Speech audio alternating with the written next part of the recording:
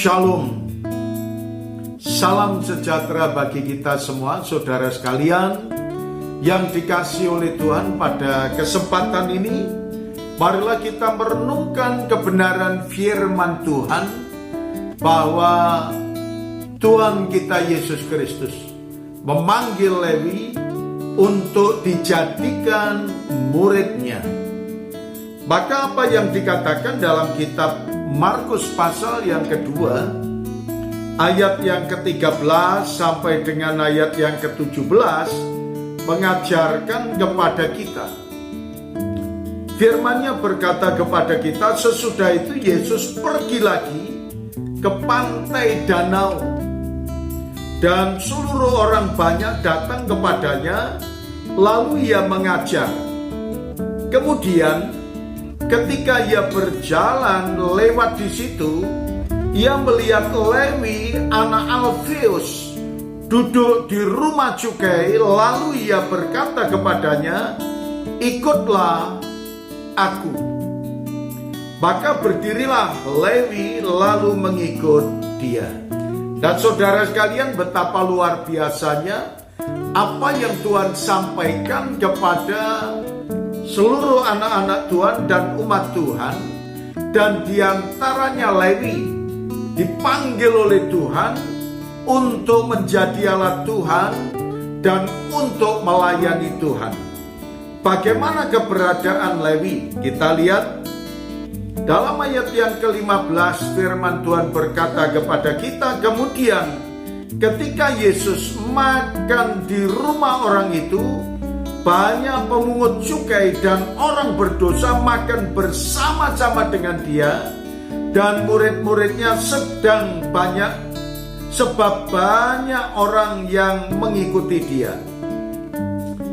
Pada waktu itu ahli-ahli Taurat dari golongan Farisi melihat bahwa yang makan di pemungut cukai itu dan orang berdosa itu, berkatalah mereka kepada murid-muridnya, mengapa ia makan bersama-sama dengan pengikut pemungut cukai dan orang berdosa. Nah, saudara sekalian, kita tahu bahwa Lewi pekerjaannya adalah pemungut cukai.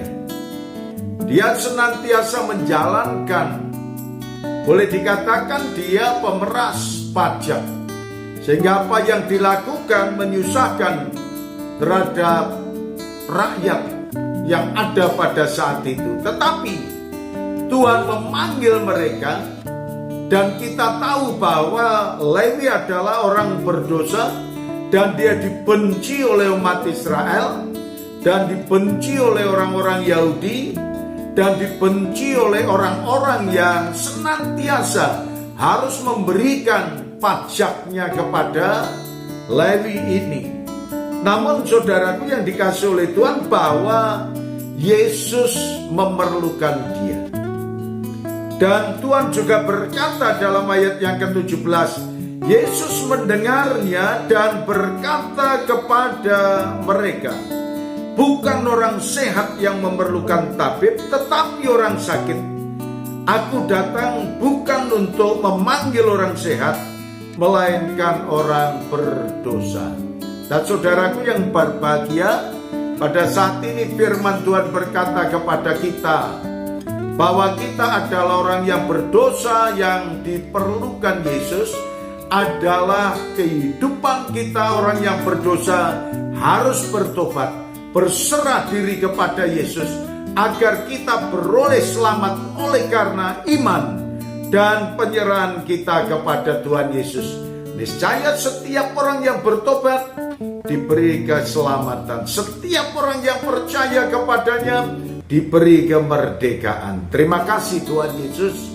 Kami menyerahkan seru doa kami ini, dan kami rindu diselamatkan. Dalam nama Tuhan Yesus kami berdoa.